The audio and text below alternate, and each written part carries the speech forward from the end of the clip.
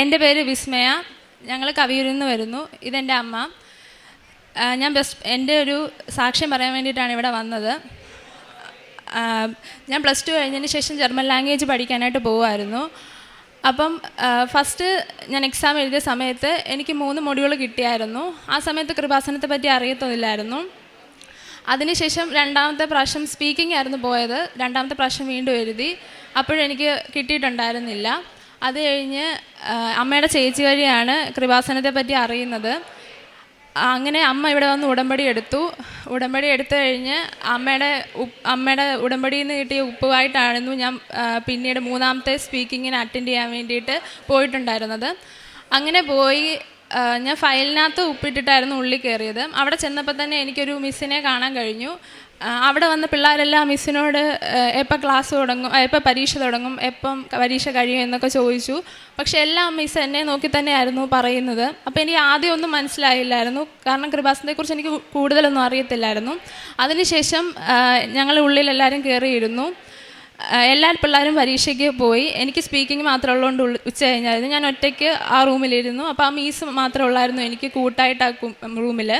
ആ മിസ് അങ്ങോട്ടും ഇങ്ങോട്ടും ഒക്കെ പോയ സമയത്തും ആ മിസ് എന്നെ തന്നെ നോക്കി ചിരിക്കുന്നത് ഞാൻ കണ്ടു. ഞാനും തിരിച്ചു. അതിനുശേഷം ഉച്ച കഴിഞ്ഞപ്പം എൻ്റെ സ്പീക്കിംഗ് എക്സാമിന് ആ മിസ് തന്നെയായിരുന്നു എനിക്കൊരു എക്സാമിനറായിട്ട് വന്നത്. അതിനുശേഷം ഞാൻ ഉള്ളിലേക്ക് കയറി എൻ്റെ എക്സാം അറ്റൻഡ് ചെയ്തു. അപ്പം എന്നോട് ആദ്യം ഫയൽ അവിടെ വെച്ചേക്കാൻ പറഞ്ഞു. ഞാൻ ഉപ്പ് ഇട്ടിട്ടുണ്ടായിരുന്നില്ല. അപ്പോൾ അതെനിക്കൊരു ടെൻഷനായിരുന്നു. അപ്പോൾ ഫയൽ അവിടെ വെച്ചോളാൻ പറഞ്ഞു. അത് കഴിഞ്ഞ് ചെന്നിടുന്ന ഉടനെ എന്നോട് മാത്രം മിസ്സ് ചോദിച്ചു, എത്ര നാളായി കണ്ടിട്ടെന്ന് ചോദിച്ചു. ഞാനൊന്നും മിണ്ടിയില്ല. അതിനുശേഷം എക്സാമൊക്കെ നല്ല രീതിയിൽ അറ്റൻഡ് ചെയ്തു. അതിനുശേഷം ഞാൻ ഫോൺ എടുക്കാൻ പോയ സമയത്ത് ആ മിസ്സ് വെളിയിലിറങ്ങി വന്ന് മിസ്സ് അവിടെ നിന്നിട്ട് ഞാനും എൻ്റെ പാർട്ട്ണറും എക്സാം കഴിഞ്ഞ് പുറത്തേക്ക് പോകുന്നിടം വരെ മിസ്സ് ഞങ്ങളെ തന്നെ നോക്കി ചിരിച്ചുകൊണ്ട് അവിടെ നിന്നു. ഞാനിത് അമ്മയോട് പറഞ്ഞപ്പം അമ്മ പറഞ്ഞു, ചിലപ്പോൾ മാതാവ് തന്നെയാണ് അത് വന്നതെന്ന് പറഞ്ഞു. അങ്ങനെ പിന്നെ ഒരു ദിവസം എക്സാമിൻ്റെ റിസൾട്ട് ഞാനിങ്ങനെ ഇടയ്ക്ക് സൈറ്റിൽ നോക്കുന്നുണ്ട്, വന്നിട്ടൊന്നുമില്ല. അങ്ങനെ ഒരു ദിവസം കിടന്നുറങ്ങിയപ്പം എനിക്ക് 27 എന്നുള്ളൊരു സംഖ്യ കാണിച്ചു. പിന്നെ പ്രാർത്ഥിക്കുമ്പോൾ കണ്ടിന്യൂസ് ആയിട്ട് 27 തന്നെ കാണിച്ചുകൊണ്ടിരുന്നു.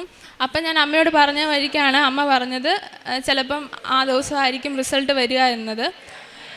പിന്നെ ഞാൻ നോക്കൽ നിർത്തി. പിന്നെ മെയ് 27-ാം തീയതി റിസൾട്ട് വരുന്ന രീതിയിൽ മെയ് 27-ാം തീയതി സൈറ്റിൽ കയറി നോക്കി. പക്ഷെ അന്ന് റിസൾട്ട് കണ്ടിട്ടുണ്ടായിരുന്നില്ല. ആ ഒരു മന്ത് ഫുള്ള് ഞാൻ നോക്കി, കണ്ടില്ല. മെയ് കഴിഞ്ഞ് ജൂൺ ഫസ്റ്റ് വീക്കായി, റിസൾട്ട് വന്നില്ല. അപ്പോൾ എൻ്റെ ഒരു ഫ്രണ്ട് വരെ അറിയാൻ കഴിഞ്ഞത് മെയ് 27-ാം തീയതി തന്നെ റിസൾട്ട് വന്നു. ഫുൾ മൊഡ്യൂൾ പാസ്സായവർക്ക് മാത്രമേ അതിനകത്ത് കാണാൻ പറ്റത്തുള്ളൂ എന്ന് പറഞ്ഞു. അപ്പം ഞാൻ പിന്നെയും നോക്കി, കണ്ടില്ല.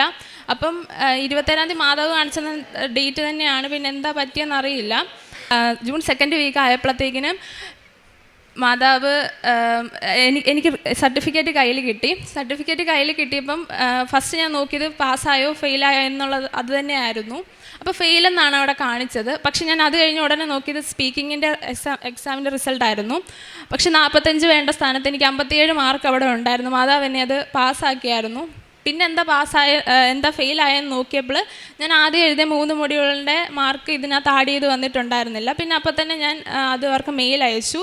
2 മാസത്തിനുള്ളിൽ തന്നെ എനിക്ക് പുതിയ സർട്ടിഫിക്കറ്റ് കിട്ടി. അത് കഴിഞ്ഞ് പിന്നെ VFSന് ഡേറ്റ് എടുക്കാനുള്ള ഇതായിരുന്നു. ഒക്ടോബർ 15-ന് ക്ലാസ് തുടങ്ങും, 20-ന് മുന്നേ ജോയിൻ ചെയ്യണം എന്നുള്ള രീതിയിൽ അവർ മെയിൽ അയച്ചിരുന്നു. അപ്പം സെപ്റ്റംബറിൽ നോക്കി VFSന് ഡേറ്റ് കിട്ടിയില്ല. കിട്ടിയത് ഒക്ടോബർ 13-നാണ്. അപ്പോൾ എനിക്കൊന്നും ചെയ്യാൻ പറ്റത്തില്ല. അത് കഴിഞ്ഞ് മാതാവിനെ പ്രാർത്ഥിച്ച് ബാംഗ്ലൂരോട്ടൊരു മെയിൽ അയച്ചപ്പം സെപ്റ്റംബർ 29-ന് മെയിൽ അയച്ചപ്പം ഒക്ടോബർ 1-ന് ഡേറ്റ് കിട്ടി. അങ്ങനെ ആ ഡേറ്റിൽ ഞാൻ പോയി VFSൽ ചെന്നപ്പം എൻ്റെ ഒരു അക്കോമഡേഷൻ്റെ പേപ്പർ ഇല്ലായിരുന്നു.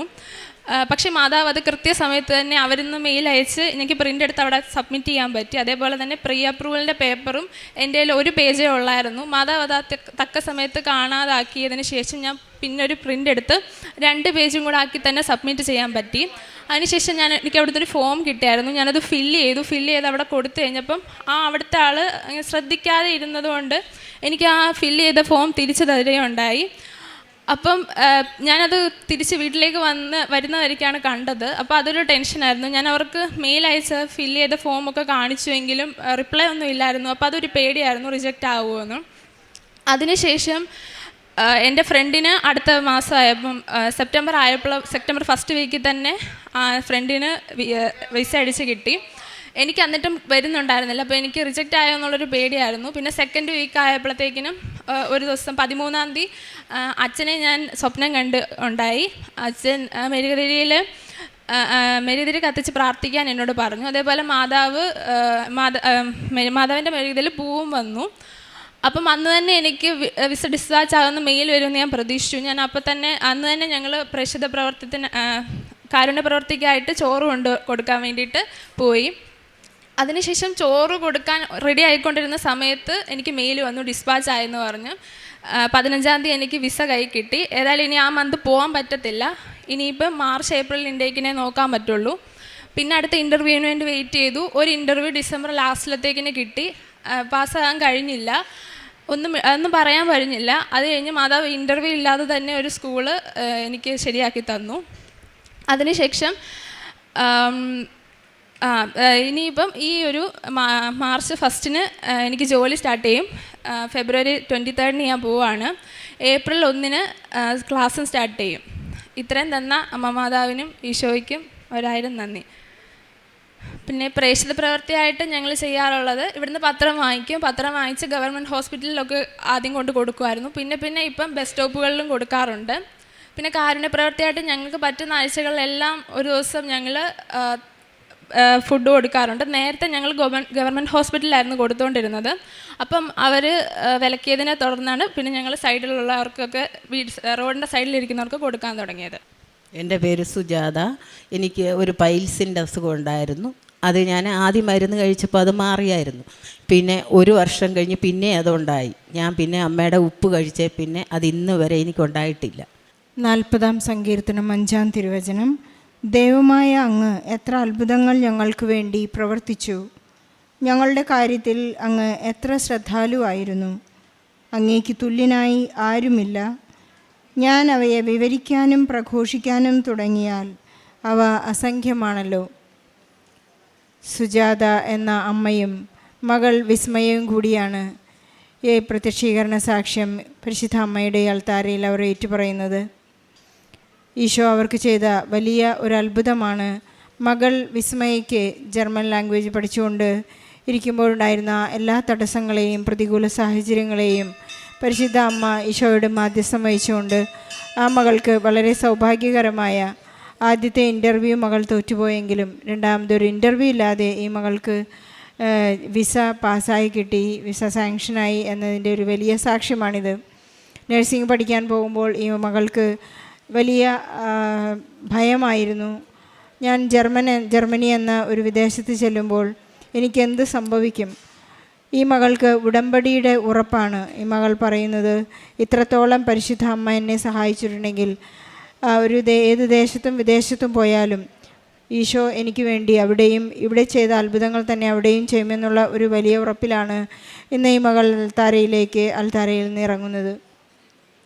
ഓരോ സമയത്തും വ്യക്തമായ അടയാളങ്ങൾ ഈ അമ്മ ഈ മകൾക്ക് നൽകിക്കൊണ്ടിരുന്നു. 27 എന്ന ഡേറ്റ്, അതുപോലെ പരിശുദ്ധ അമ്മയുടെ സാമീപ്യം അറിയിക്കുന്ന ഒരു പുഞ്ചിരി, ഇൻവെസ്റ്റിഗേറ്ററിൻ്റെ പുഞ്ചിരിയിൽ നിന്നും പരിശുദ്ധ അമ്മ എല്ലാം സാധ്യമാക്കുന്നു എന്നുള്ള വലിയ സാധ്യതകളുടെയും ഉറപ്പ് അമ്മ നൽകുകയായിരുന്നു. നാം ഈശോയെ ഏറ്റുപറയുമ്പോഴെല്ലാം നമ്മുടെ കാര്യങ്ങൾ not by merit but by grace എന്ന അടിസ്ഥാനത്തിൽ നമുക്കെല്ലാവർക്കും നമ്മുടെ ജീവിത പ്രശ്നങ്ങൾ എത്ര തന്നെ സങ്കീർണമായാലും ഈശോ നമുക്ക് വേണ്ടി അത് നേടിത്തരും. അവിടുത്തെ തിരുരക്തത്തിൻ്റെ ശക്തി, അവിടുത്തെ തിരുരക്തത്തിൻ്റെ സംരക്ഷണം നമുക്ക് നൽകിക്കൊണ്ടിരിക്കുന്നത് പരിശുദ്ധ അമ്മ ഇന്നും കുരിശിനടിയിൽ നിന്ന് നമുക്ക് വേണ്ടി മാധ്യസ്ഥം വഹിച്ച് നമ്മെ എപ്പോഴും നിത്യതയിലേക്ക് അടുപ്പിക്കുന്നതുകൊണ്ടാണ്. ബഹുമാനപ്പെട്ട ജോസഫ് അച്ഛൻ നമ്മെ ഓർമ്മിപ്പിക്കുന്നത്, നിങ്ങൾക്ക് ജർമ്മൻ വിസ കിട്ടിയോ, അല്ലെങ്കിൽ നിങ്ങൾക്ക് കുഞ്ഞിനെ ലഭിച്ചോ, നിങ്ങൾക്ക് വീട് പണിതോ, വഴി കിട്ടിയോ, അല്ലെങ്കിൽ ജോലി കിട്ടിയോ, ഇൻ്റർവ്യൂ പാസ്സായോ എന്നതിലൊന്നുമല്ല. ഈശോ എന്നെ സ്നേഹിക്കുന്നു, ഈശോയെ സ്നേഹിക്കാൻ എനിക്ക് സാധിക്കുന്നു എന്നുള്ള ആ ഒരു വലിയ ബന്ധത്തിലേക്ക് നാം എത്തിച്ചേരുന്നതാണ് ഉടമ്പടിയുടെ ഫസ്റ്റ് സ്റ്റെപ്പ് എന്ന് അച്ഛൻ നമ്മെ ഓർമ്മിപ്പിക്കുന്നുണ്ട്. അവിടെയാണ് നമ്മുടെ ഉടമ്പടി വിജയം എന്ന് എപ്പോഴും അച്ഛൻ നമ്മെ ഓർമ്മിപ്പിക്കുന്നു. നമുക്ക് ഈശോയ്ക്കും പരിശുദ്ധ അമ്മയ്ക്കും നന്ദി പറയാം. വിസ പ്രോസസ്സിങ് ഫെയിലായിക്കൊണ്ടിരിക്കുന്ന അല്ലെങ്കിൽ വളരെ തടസ്സം നേരിട്ടുകൊണ്ടിരിക്കുന്ന എല്ലാ മക്കളുടെയും നിയോഗത്തെ സാക്ഷ്യത്തോട് ചേർത്ത് വെച്ചുകൊണ്ട് ഈശോയ്ക്കും പരിശുദ്ധ അമ്മയ്ക്കും നല്ല ഒരു കയ്യടി നൽകി ഈ സാക്ഷ്യം നമുക്ക് സമർപ്പിക്കാം. അത്യപൂർവ ദൈവാനുഭവങ്ങൾ ഇനി നിങ്ങൾക്കും സ്വന്തം. ഈ യൂട്യൂബ് ചാനൽ ഇതുവരെ സബ്സ്ക്രൈബ് ചെയ്തിട്ടില്ലെങ്കിൽ ഇപ്പോൾ തന്നെ സബ്സ്ക്രൈബ് ചെയ്യുക. ഈ വീഡിയോ ഇപ്പോൾ തന്നെ നിങ്ങളുടെ സുഹൃത്തുക്കൾക്ക് ഷെയർ ചെയ്തുകൊണ്ട് കർത്താവിൻ്റെ പ്രേക്ഷിതരാകുക.